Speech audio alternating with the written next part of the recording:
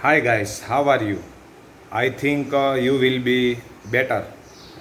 Today we will teach about the lesson which is most important part of standard 12 named showing result. It is a most important function. In this function we will teach about so that, such that, enough to and to. Let's go start for our lecture. Thank you.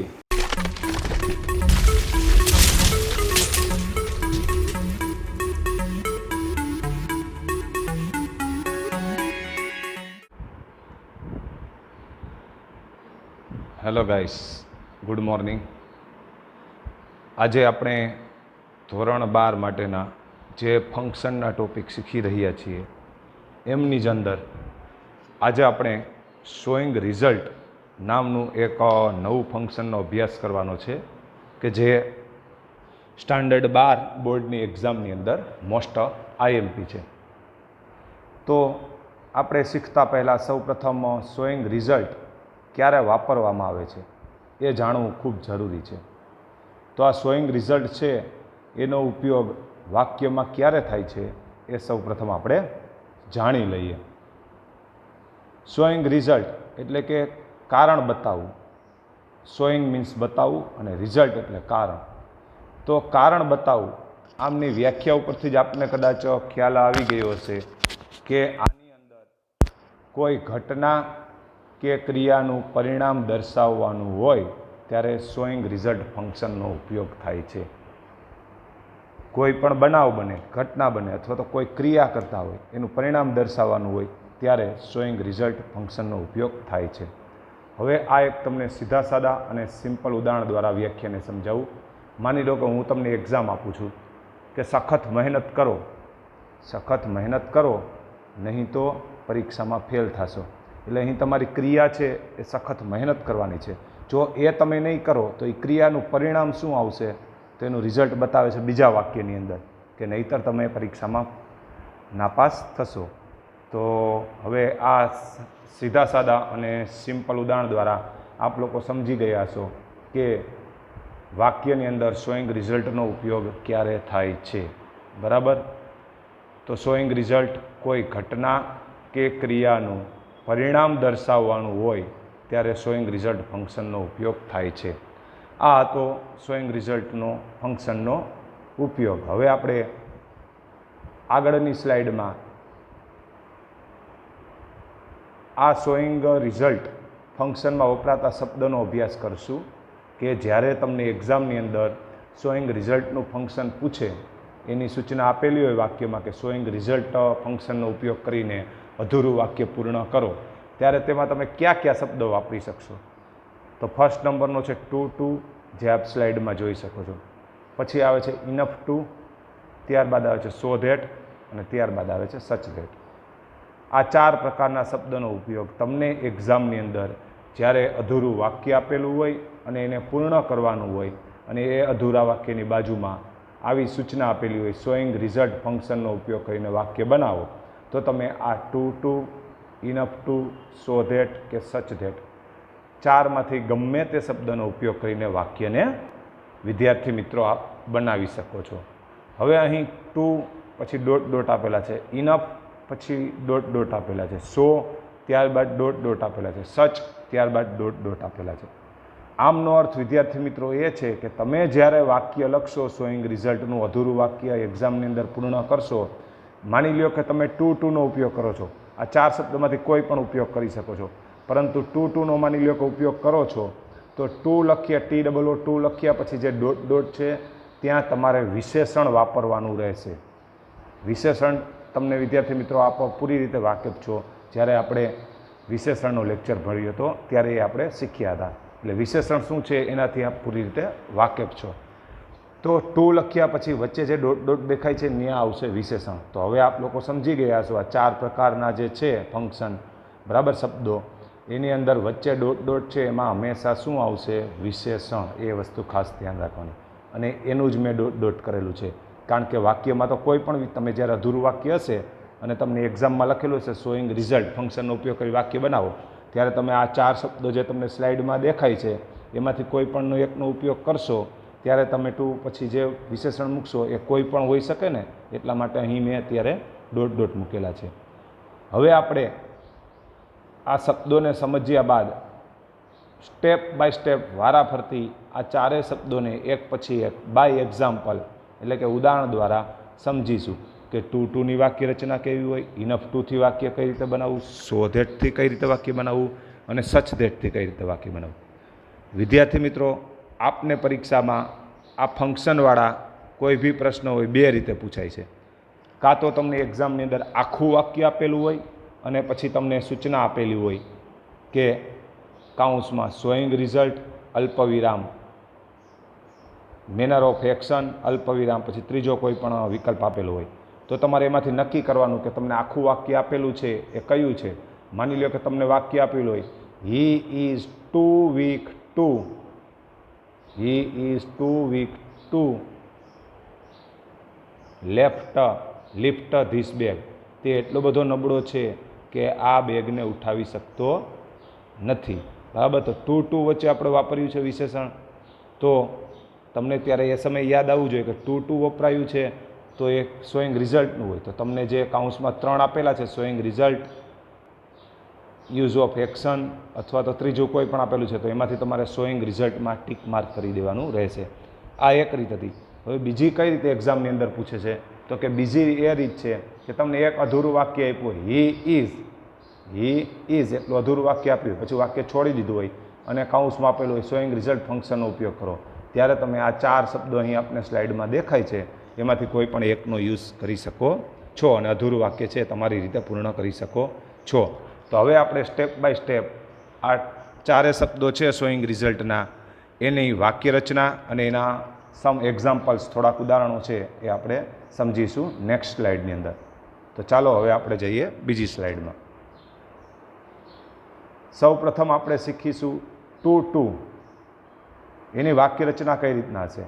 તો પહેલાં એમાં આવશે કર્તા, ત્યારબાદ આવશે two બીના સહાયકારક ક્રિયાપદો. વિદ્યાર્થી મિત્રો તમને ખ્યાલ છે એમ, ઇઝ, આર, વોઝ અને વેર, બરાબર, એ ટુ બીના સહાયકારક ક્રિયાપદો છે. અને હેવ અને હેઝ, હેડ એ ટુ હેવના સહાયકારક ક્રિયાપદો છે. તો અહીં કર્તા બાદ આવશે ટુ બીનું સહાયકારક ક્રિયાપદ. ત્યારબાદ સીધું આવશે આપણું TOO અને જે ડોટ ડોટ દેખાય છે આપણને ત્યાં મૂકશું આપણે વિશેષણ. ત્યારબાદ ફરીથી આપણું આવશે TO2, ત્યારબાદ આવશે મૂળ ક્રિયાપદનું મૂળરૂપ અને પછી આવશે અસ એટલે કે અન્ય શબ્દ જે આપણે વાક્ય રચના જોઈ શકીએ છીએ. હવે આ વાક્ય રચના મુજબના આપણે થોડાક ઉદાહરણો જોઈએ. માની લો કે તમને એક્ઝામમાં આટલું આપેલું છે મગન ઇઝ, આપ સ્લાઇડમાં જોઈ શકો છો. માત્ર આપને એટલું આપેલું હશે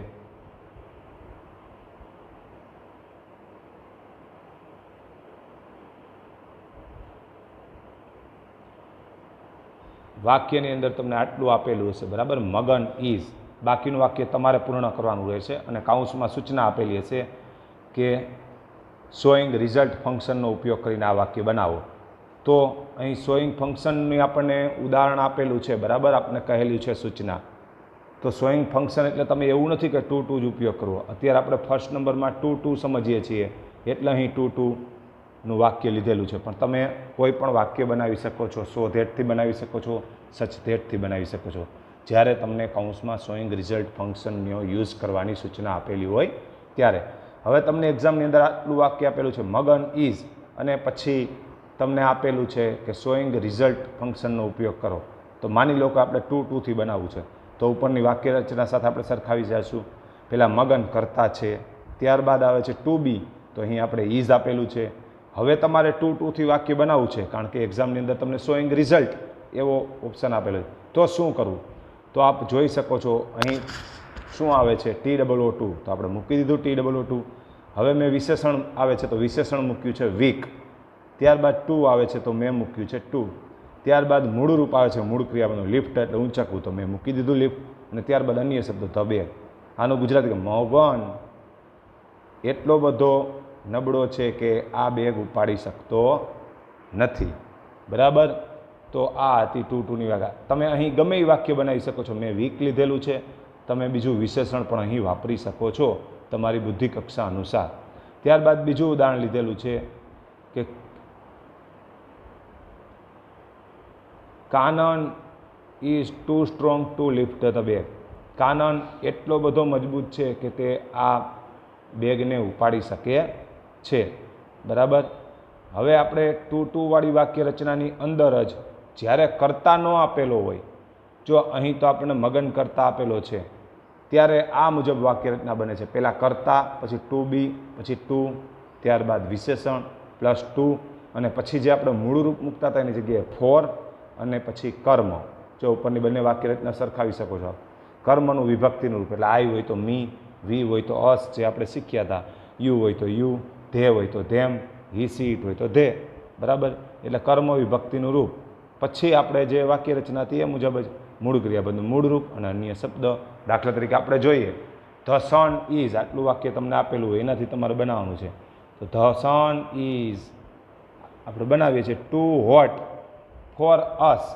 અહીં તમે કોઈ પણ જો કર્મ વાપરી શકો છો. જો આપણી કર્મ મુજબ જ છે ને વાક્ય રચના, કોઈ પણ કર્મ વાપરી શકો છો.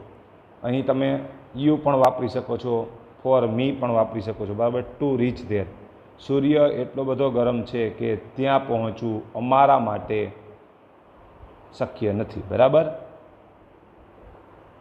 તો આપણે વાક્ય રચના સાથે સરખાવતા જઈએ. જો ઉપર કરતા છે તો ધ સન આપણો કરતા છે. ત્યારબાદ ટુ બી આવે છે તો ટુ બી તરીકે આપણે એક વચન છે તો ઇઝ મૂકેલું છે, નહીંતર આર મૂકત, આઈ હોત તો આપણે ટુ બીનું ક્રિયાપદ એમ મૂકત. ત્યારબાદ TOO આપણે મૂકેલ છે. ત્યારબાદ આવે છે વાક્ય રચનામાં વિશેષણ. તો અહીં આપણે વિશેષણ તરીકે હોટ ઉપયોગ કરેલ છે. તમે તમારી બુદ્ધિ કક્ષા અનુસાર બીજું વિશેષણનો ઉપયોગ કરી શકો છો.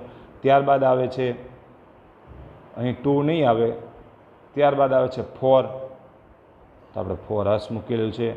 ત્યારબાદ કર્મ, ત્યારબાદ કર્મ વિભક્તિનું રૂપ તો અસ મૂકેલું છે. ત્યારબાદ મૂળ રૂપ તો આપણે રીચ મૂકેલું છે. ત્યારબાદ અન્ય શબ્દ જે આપણે ધેર મૂકેલું છે. હવે આ ટુની વાક્ય રચના શીખ્યા બાદ આપણે શીખીશું સો ધેટ. એની વાક્ય રચના સૌપ્રથમ જોઈ લઈએ. કર્તા પ્લસ ટુ બી પ્લસ સો પ્લસ વિશેષણ પ્લસ ધેટ, અને ત્યારબાદ બીજું વાક્ય શરૂ થશે સો ધેટ બાદ. આપ જોઈ શકો છો વાક્ય રચનાની અંદર સર્વનામ. હવે અહીં સર્વનામ આપે ક્યું મૂકવાનું રહેશે? તો કે પરીક્ષાની અંદર આગલા વાક્યનો જે કર્તા આપેલો છે એનું સર્વનામ. અત્યારે કદાચ તમને ખ્યાલ નહીં પડે, પરંતુ આપણે જ્યારે આના સો ધેટના હમણાં એક્ઝામ્પલ જોઈશું ત્યારે આપણને ખ્યાલ આવી જશે. પ્લસ મોડલ એટલે કે કેન અથવા તો કુડ, એ જ વાપરવાનું છે, એ ખાસ ધ્યાન રાખવાનું છે. તમે બીજું પણ મોડલ વાપરી શકો છો, પણ કેન કુડનો વધારે ઉપયોગ થાય છે મોટા ભાગે. બરાબર. મારો કહેવાનો મતલબ છે મોટા ભાગે, હંમેશા નહીં. તમે મેં પણ વાપરી શકો, પરંતુ આપણે મોટા ભાગે કેન અથવા કુડનો ઉપયોગ કરીશું. પ્લસ મૂળરૂપ પ્લસ અન્ય શબ્દો. મૂળરૂપ છે મૂળ ક્રિયાપદનું આવશે. બરાબર. હવે એક્ઝામ્પલ આપણે જોઈએ કે તમને એક્ઝામની અંદર આટલું વાક્ય આપેલું હોય મેહુલ ઇઝ, પછી તમને સૂચના આપેલી હોય કે સો ધેટથી વાક્ય બનાવો, અથવા તો જો સો ધેટથી વાક્ય બનાવો એમ સૂચના આપેલી હોય તો આપણે સો ધેટથી જ વાક્ય બનાવવાનું છે. જો તમને મેહુલ ઇઝ બાદ કાઉન્સમાં એમ સૂચના આપેલી હોય કે શોઈંગ રિઝલ્ટ, તો તમે સો ધેટ, સચ ધેટ, ઇનફ ટુ કે ટુ ગમે એ ફંક્શનનો ઉપયોગ કરી શકો છો, કારણ કે શોઈંગ રિઝલ્ટમાં આ 4 શબ્દનો ઉપયોગ થાય છે. હવે તમને પરીક્ષાની અંદર મેહુલ ઇઝ વાક્ય આપેલું છે, તો હવે વાક્ય રચના મુજબ આપણે શું મૂકીશું? ઉપરની વાક્ય રચના જોતા જઈએ. મેહુલ છે કરતા, ત્યારબાદ ટુ બીનું ક્રિયાપદ ઇઝ મૂકેલું છે. ત્યારબાદ વાક્ય રચનામાં આપણે સો આવે છે તો આપણે સો મૂકીશું. વિશેષણ તો વિશેષણ તરીકે મેં બીજી મૂકેલું છે, આપ કોઈ પણ મૂકી શકો છો. ત્યારબાદ ધેટ આવે છે તો મેં ધેટ મૂકેલું છે. ત્યારબાદ હવે આવી સર્વનામની વાત. તો જો હવે આપને હું ડીપમાં સમજાવું છું. અહીં આ વાક્ય આપેલું છે એમાં મેહુલ કરતા છે, તો મેહુલ કરતાનું સર્વનામ શું થશે? મેહુલ પુરુષ છે તેનું સર્વનામ થશે હી, માટે મેં હી મૂકી દીધું. ત્યારબાદ મોડેલ મૂક્યું છે કેન. હવે તમે આ વાક્ય હકાર પણ બનાવી શકો છો અને તમારી ઈચ્છા મુજબ નકાર પણ બનાવી શકો છો. મેં નકાર બનાવ્યું છે એટલે મોડેલ કેન, એની પાછળ મેં નોટ મૂક્યું છે. ત્યારબાદ મૂળ ક્રિયાપદનું મૂળ રૂપ. અહીં રિસીવ એ મૂળ ક્રિયાપદ છે, એ મૂળ રૂપમાં છે. ત્યારબાદ અન્ય શબ્દ એ call. Mehul is so busy that he can not receive a call. Mehul એટલો બધો કામમાં વ્યસ્ત હતો કે તે ફોન ઉપાડી શકતો નથી. બરાબર. તો આ વાક્ય રચના મુજબ આપણું જે વાક્ય છે એ બની ગયું. હવે ત્યારબાદ બીજું વાક્ય જોઈએ. અહીં માઇટ છે એ કોઈ ક્રિયાપદ નથી, પણ મેં માઇટ એક ઇંગ્લિશ નામ લીધેલ છે. બરાબર. વિદેશી નામ. Might was so lazy. હવે તમને આટલું વાક્ય આપેલું માઇટ વોઝ, તો તમારે શું બનાવી જો પછી આપણે વાક્ય રચના જોઈએ. કરતા માઇટ છે, ત્યારબાદ ટુ બી તરીકે આપણે વોઝનો ઉપયોગ કરેલ છે, કારણ કે આ ભૂતકાળમાં છે. એટલે જો બહુવચન હોત તો આપણે વેર મૂકત. આટલું માઇટ વોઝ તમને આપેલું છે, બરાબર. હવે વાક્ય રચના મુજબ આપણે જો એક્ઝામની અંદર ઉપરની જે વાક્ય રચના મેં લખેલી છે એ વિદ્યાર્થી મિત્રો હશે નહીં, એ તમારે અત્યારે માત્ર યાદ રાખવા પૂરતી મેં અહીં સ્લાઇડમાં દર્શાવેલી છે. તમારે વાક્ય છે મોઢે બનાવવાનું છે. તમને એક્ઝામની અંદર આ રીતે માઇટ વોઝ પછી છે આપેલું હશે કે યુઝિંગ શોઈંગ રિઝલ્ટ, એટલે કે શોઈંગ રિઝલ્ટનો ઉપયોગ કરો. તો તમે ગમે તે 4 શબ્દોનો ઉપયોગ કરી શકો છો. અહીં આપણે સો ધેટથી બનાવીએ છીએ માટે વાક્ય રચના મુજબ સો મૂક્યું છે, ત્યારબાદ વિશેષણ કોઈ પણ મૂકી શકો છો. મેં અહીં લેઝી મૂક્યું છે, ત્યારબાદ ધેટ આવે છે તો ધેટ મૂક્યું છે. હવે આવી કર્તાની વાત, જે સર્વનામ અહીં વાપરવાનો છે સો ધેટમાં આપણે વાક્ય રચનાની નિયમ મુજબ, તો અહીં મેં હી મૂક્યો છે, કારણ કે માઇટ છે પુરુષનું નામ છે એટલા માટે હી સર્વનામ. હવે અહીં જો કેનને બદલે કુડ મૂક્યું છે, એ વસ્તુ તરફ ખાસ ધ્યાન રાખજો, પરીક્ષામાં ભૂલ ના પડે. કુડ છે કેનનું ભૂતકાળ છે. તો જો અહીં આગળ વાક્ય તમને એક્ઝામની અંદર આપેલું હતું માઇટ વોઝ, એ ભૂતકાળમાં છે માટે આપણે કેનનું ભૂતકાળ કર્યું છે કુડ. ત્યારબાદ નોટ મૂકી દીધેલ છે. ત્યારબાદ મોડેલ પછી આવે છે મૂળ ક્રિયાપદનું મૂળ રૂપ, જે અહીં મેં કમ્પ્લીટ મૂકેલું છે. અને ત્યારબાદ અન્ય શબ્દો ધીસ વર્ક યેટ, બરાબર. માઇટ એટલો બધો આળસુ છે કે તેણે હજુ સુધી આ કાર્ય પૂર્ણ કરી શક્યો નથી. હવે આપણે નેક્સ્ટ સ્લાઇડ તરફ જઈએ. સચ ધેટ એની વાક્ય રચના પહેલાં કરતા પ્લસ ટુ બી પ્લસ સચ, અને આની વિશેષતા એ છે કે સચ મૂક્યા બાદ એ અથવા એન આર્ટિકલ આવશે. જો તમારું નામ છે એ સ્વર અક્ષર હશે, પહેલો અક્ષર એ, ઈ, આઈ, ઓ કે યુ, આ 5 સ્વરો છે અંગ્રેજીમાં, સ્વર હશે તો એન આર્ટિકલ આવશે, બરાબર. બાકી એ જે આપણે આર્ટિકલમાં શીખ્યા હતા. ત્યારબાદ વિશેષણ સાથે નામ પ્લસ ધેટ પ્લસ સર્વનામ, જે આગળનો કરતા છે એ મુજબ જ સો ધેટ મુજબ જ રહેશે. અહીંયા સર્વનામ પ્લસ મોડેલ પ્લસ મૂળરૂપ પ્લસ અન્ય શબ્દો. હવે આપણે એક્ઝામ્પલ જોઈએ. કેતન ઇઝ, આટલું તમને એક્ઝામની અંદર આપેલું હશે. હવે તમારે બનાવવાનું છે, તો આપણે સચ ધેટથી બનાવવું છે. તો સચ પછી આપણે મૂક્યું છે વિશેષણ સાથે નામ, તો અહીં વિશેષણ છે વર્કર અને નામ છે બોય, બરાબર. તો એને આપણે એ મૂક્યો છે આર્ટિકલના નિયમ મુજબ, કારણ કે પહેલો અક્ષર સ્વર નથી, ડબલ્યુ છે, અને એનું ઉચ્ચારણ વર્કર, જે પણ ગુજરાતીમાંનો સ્વર નથી, એટલા માટે આપણે એ આર્ટિકલ મૂકેલું. એ વર્કર બોય. ત્યારબાદ વાક્ય રચનામાં ધેટ આવે છે તો આપણે ધેટ મૂક્યું. ત્યારબાદ સર્વનામ કેતન, એ આગલું વાક્ય જોવાનું. કરતા કેતન છે તો એનું સર્વનામ આપણે ઈ મૂક્યું. ત્યારબાદ મોડેલ તરીકે કેનનો ઉપયોગ કર્યો છે. મૂળ ક્રિયાપદનું મૂળ રૂપ કમ્પ્લીટનો ઉપયોગ કર્યો છે, અને અન્ય શબ્દો ધીસ વર્ક ટુડે. તો આપણી સચ ધેટની વાક્ય રચના મુજબનું વાક્ય બની ગયું. હવે એક બીજું વાક્ય લઈએ. તમને એક્ઝામની અંદર માની લો કે ધેટ વોઝ આપેલું હોય, અને પછી તમને કાઉન્સમાં સૂચના આપેલી યુઝિંગ શોઈંગ રિઝલ્ટ ફંક્શનનો ઉપયોગ કરો. તો ધેટ વોઝ બાદ આપણે સચથી બનાવીએ છીએ, તો અહીં સચ મૂકીશું. ત્યારબાદ નિયમ મુજબ એ અથવા એન, તો અહીં ડિફિકલ્ટ મૂક્યું છે. વિશેષણ સાથે નામ ટાસ્ક, તો ડિફિકલ્ટ છે એમાં સ્વર નથી માટે આપણે એ આર્ટિકલ મૂકેલ છે, અને એનું ઉચ્ચારણ કરતાં પણ સ્વર નથી આવતો. ડિફિકલ્ટ એમાં ડી ઉચ્ચારણ થાય છે, જે ગુજરાતી અક્ષરોમાંનો સ્વર નથી, એટલા માટે એ મૂકેલો છે. ત્યારબાદ વાક્ય રચનામાં જોઈએ વિશેષણની સાથે નામ, તો વિશેષણ ડિફિકલ્ટ અને નામ ટાસ્ક મૂકેલું છે. તમે કોઈ પણ વિશેષણને નામ મૂકી શકો છો. ત્યારબાદ ધેટ, ત્યારબાદ સર્વનામ, અહીં આપણે વી મૂકેલું છે, કારણ કે જો આપણો આગલો કરતા છે ધેટ છે, તો તમે અહીં વી કરતા મૂકી શકો છો, અથવા તો ધ્યેય પણ કરતા મૂકી શકો છો તમારી ઈચ્છા અનુસાર. તો અહીં મેં વી મૂકેલું છે. ત્યારબાદ આવે છે વાક્ય રચના મુજબ મોડેલ, તો મોડેલ આપણે કેન, એની સાથે નકાર બનાવ્યું છે માટે નોટ મૂક્યું છે. ત્યારબાદ મૂળ ક્રિયાપદનું મૂળ રૂપ, તો આપણે અહીં કમ્પ્લીટ મૂકેલું છે, અને અન્ય શબ્દો મૂકો તો પણ ચાલે. અહીં મેં મૂકેલું છે ઈટ, અને ના મૂકો તો પણ ચાલે. પહેલું વર્ક એટલું બધું અઘરું છે કે આપણે તેને પૂર્ણ કરી શકતા નથી. હવે સચ ધેટ છે આ વાક્ય રચના મુજબ આપણે 2 એક્ઝામ્પલ જોયા. જે સચ ધેટની વાક્ય રચના હતી એ મુજબ આપણે એના એક્ઝામ્પલ પણ જોયા. હવે સચ ધેટ બાદ લાસ્ટ આપણું શોઈંગ રિઝલ્ટનું જે શબ્દ વપરાય છે ઇનફ ટુ, એની વાક્ય રચના જોઈએ. પહેલાં કરતા પ્લસ ટુ બી એ મિઝાર અથવા વોઝવેર પ્લસ સો પ્લસ વિશેષણ પ્લસ ધેટ પ્લસ સર્વનામ પ્લસ મોડલ પ્લસ મૂળરૂપ પ્લસ અન્ય શબ્દો. આ વાક્ય રચના છે. અત્યારે મેં આપને શીખવા માટે સ્લાઇડમાં મૂકેલી છે. એક્ઝામની અંદર આપણે આ વાક્ય રચના છે મોઢે કંઠસ્થ કરવાની છે, જેથી કરીને એક્ઝામની અંદર આપણને વાક્ય આવડે.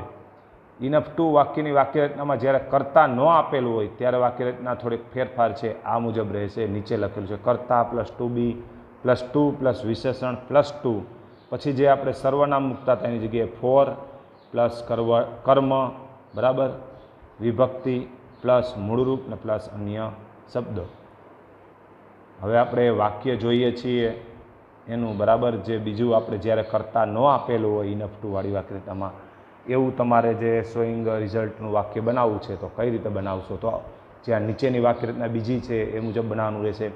ધીસ બોક્સ ઇઝ, આટલું વાક્ય છે તમને એક્ઝામની અંદર આપેલું હશે, ધીસ બોક્સ ઇઝ. હવે તમારે એમ કીધેલું હોય એક્ઝામમાં કે શોઈંગ રિઝલ્ટથી આ વાક્ય બનાવો, તો તમારે 4 શબ્દોનો ઉપયોગ કરવાનો રહેશે, જેમાં આપણે અત્યારે ઇનફ ટુથી વાક્ય બનાવીશું. This box is. હવે આપણે વાક્ય રચનામાં જોઈએ, આપણે ઇઝ અહીં બાય મિસ્ટેક હું લખતા ભૂલી ગયો છું. ઇનફ આગળ આવશે ટુ, TOO2, ત્યારબાદ ઇનફ મેં વિશેષણનો ઉપયોગ કરેલો છે, આપ ગમે તે ઉપયોગ કરે. ત્યારબાદ આવશે ટુ, TO2, પછી આવશે ટુ ઇનફ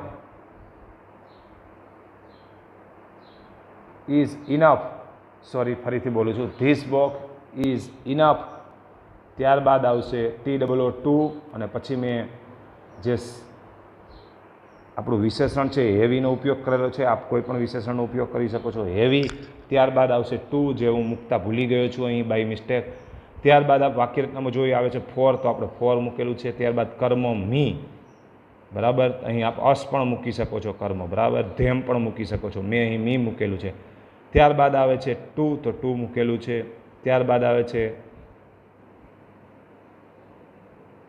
મૂળ ક્રિયાપદનું જે મેં મૂકેલું છે કેરી, જે મૂળ રૂપમાં છે મૂળ ક્રિયાપદનું. અન્ય શબ્દ આપ અહીં વાપરી શકો છો, મેં અહીં ઉપયોગ કરેલા નથી. તો આટલું જોયા પછી આપ શોઈંગ રિઝલ્ટ ફંક્શન છે એ સારી રીતે વાકેફ થઈ ગયા છો. હવે હું આપને સલાહ આપું છું કે અન્ય જે તમને સંદર્ભ સાહિત્ય મળી રહે એમાંથી આ શોઈંગ રિઝલ્ટના ફંક્શનને આપ પ્રેક્ટિસ કરી શકો છો. જો આપ વધુ પ્રેક્ટિસ કરશો તો જ આપણને એક્ઝામની અંદર છે સ્ટાન્ડર્ડ 12ના ગ્રામેટિકલ ટોપિકને આપ વધુ કવર કરી શકશો. અહીં હું મારો જે લેક્ચર છે પૂર્ણ કરું છું. અસ્તુ. જય હિન્દ, જય ભારત.